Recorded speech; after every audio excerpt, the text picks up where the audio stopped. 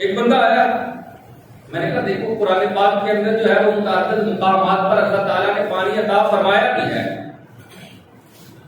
حضرت اسماعیل جو حضرت ابراہیم کے لگتے جگر ہیں، آپ کو اللہ تعالیٰ نے پانی عطا فرمایا وہ زمزم۔ حضرت ایوب بیمار ہوئے تو اللہ تعالیٰ نے آپ کو بھی جو ہے وہ چشمہ عطا فرمایا، یہ بھی قرآن پاک میں ہے۔ حضرت مریم جب حضرت عیسیٰ علیہ السلام کی ولادت کا وقت آیا تو آپ کے لیے بھی اللہ نے ایک چشمہ جاری فرمایا، اور حضرت موسیٰ علیہ السلام کی قوم نے پانی طلب کیا تو اللہ نے پتھر سے جو ہے وہ چشمے جاری کر دیے۔ دیکھو اللہ تعالیٰ پانی عطا فرماتا ہے۔ کہتا ہاں، میں نے کہا لیکن اس کے پیچھے ذرا جاؤ تمہیں سمجھ میں آئے۔ جو حضرت موسیٰ علیہ السلام کو اللہ نے پانی عطا فرمایا، انہوں نے مانگا کہ مولا میری قوم جو ہے میرے پاس آئی ہے، پانی طلب کر دیا تو پانی عطا فرما دے۔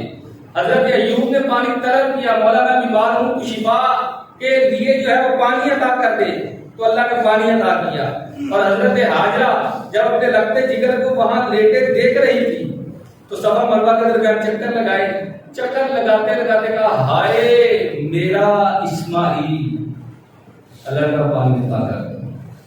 اور حضرت مریم جب ولادت کا وقت آیا تو کہا مت قبل ہذا، میں اس سے پہلے مر کیوں نہیں گئی، وکنت نسیا منسیا، میں بھولی بسری کیوں نہ ہوتی، اللہ نے کہا پانی عطا کر دو۔ میں نے کہا یہ کربلا والے، یہ مدینہ سے کربلا آئے، کربلا سے دوبارہ مدینے آئے، انہوں نے کسی سے پانی نہیں مانگا، بلکہ یہ کہہ رہے تھے ہم پانی مانگنے نہیں، ہم تو سر کٹانے اور گھر لٹانے اور اپنے نانا کا دین بچانے آئے۔ یہ پانی مانگا ہی نہیں انہوں نے، پانی مانگتے تو اللہ دے دیتا، بھائی پانی مانگتے تو اللہ دے دیتا، لیکن پانی مانگا ہی نہیں۔ حسین ہمارے بابر شیر ہیں، شیر، دشمنوں کے سامنے ایسے گڑگڑانے والے نہیں جو لوگ بیان کرتے ہیں، ایسے نہیں ہیں حسین۔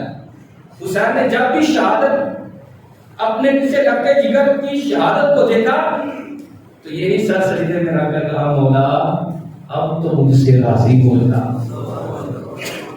اس کی قربانی کو قبول کر اور مجھ سے راضی ہو جائے۔ یہ انداز